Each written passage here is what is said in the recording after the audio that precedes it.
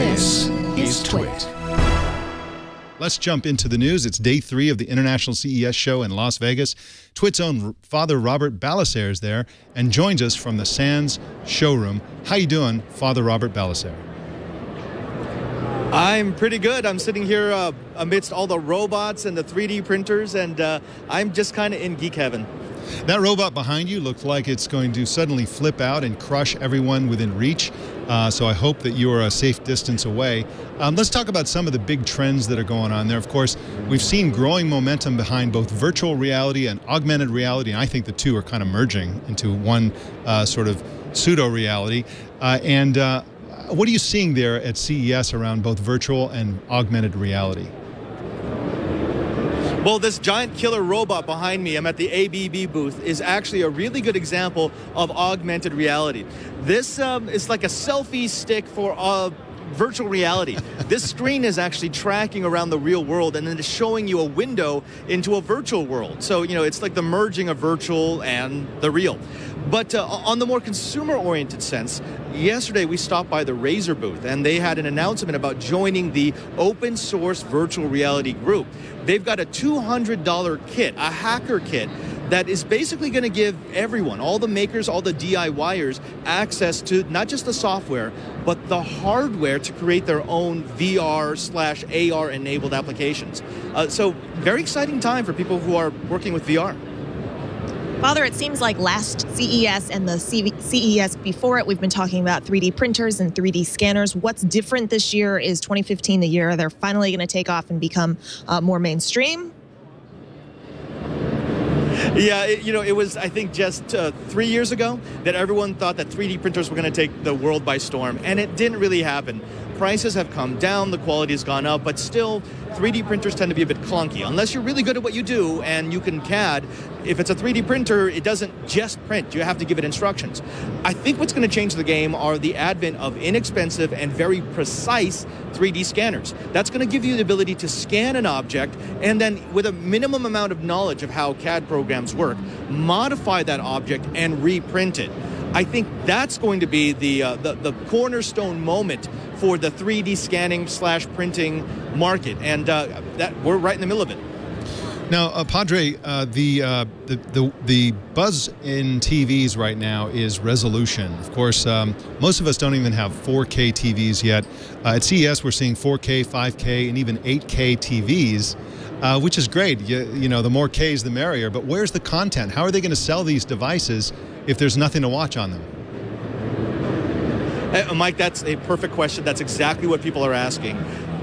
Right now, there's a battle between 4, 5, and even 8K. There's a couple of show vendors who have 8K monitors or arrays, and they're beautiful. They're nice. I mean, I'm not going to lie. If you go up to them, the picture is vivid, and especially if it's got a curved screen, it's immersive. But, as you said, there's no content for it. There are a few channels that are giving you 4K content over the internet. There's a few sources of 4K content, but most of it is upsampled. So until that actually becomes the norm, those 4K, 5K, 8K screens are just going to be beautiful showpieces. Now, what has me very excited, and this is for the consumers, is with the battle going on at 4, 5, and 8K, 2K screens have basically reached parity with 1080p screens. So by the mid-year, you're going to see 2K, so that's 2560 by 1440 screens, at the same price as a good quality 1080p screen. That's where I think the battle is going to happen, because 2K content we can get very easily, and people can actually film it and have their own content on these beautiful high-definition screens that maybe aren't 4 or 5K, but are still much better than 1080p. Father, you've got to talk to us about the Elio. Our producer, Jason, is super excited about this car. Tell folks who don't know a lot about it what it is and why all the excitement. This is the American people wagon. This is the American people car. So the idea is they looked at what you needed for a car, and then they tried to take everything out of it. They tried to make it safe, they tried to make it performance-wise good for its price, but they didn't want it to be costly. What they came up with is a $6,800 car. It's a three-wheeler, one in the back, two in the front. It sounds funny, but if you sit in this thing, especially the version that they showed off this year, it's actually really comfortable. It's really nice. It's a two-seater in tandem. It gets 84 miles per gallon on the highway. It gets 49 miles per gallon in the city. You can get it with a Navi package that makes it fully decked out. So it's an internet car, which means that will report its health to whoever needs to know. It will tell you when it needs to be changed. It's got an entertainment system. It's one of these things that I think tinkerers will take to heart, especially since the crashworthiness of the vehicle seems to be showing that you can make a small vehicle that's as safe or safer than a large vehicle and far more efficient. Padre, when can we buy that car? It's not like Kickstarter, but they do pre-orders right now. They create them in their factory in I want to say Indiana. I know it's out west somewhere, out east. If you go to eliomotors.com and you put in a pre-order, I do believe they are actually delivering, and you could try the future. Wonder if they have overnight delivery. Okay, one last thing. Internet of Things, home automation. Which is winning out there at CES? I think the honest answer is neither and both. The Internet of Things is home automation. Home automation is the Internet of Things. This idea that I can connect everything.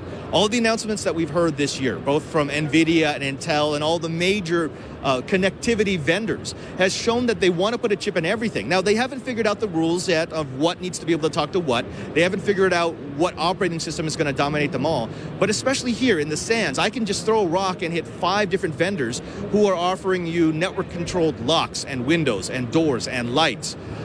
Now, I think the winner, this is going to be surprising, is not going to be Apple, it's not going to be Samsung, it's not going to be LG, who have all thrown their hat into the ring. Right now, the winner is Belkin. Their Wemo modules are inexpensive. People are buying them by the bushel. And get this, they're working on modules that will allow the Wemo to talk to other modules, other Internet of Thing objects, and other home automation devices. So, who would have known it? Belkin's going to run your next smart house.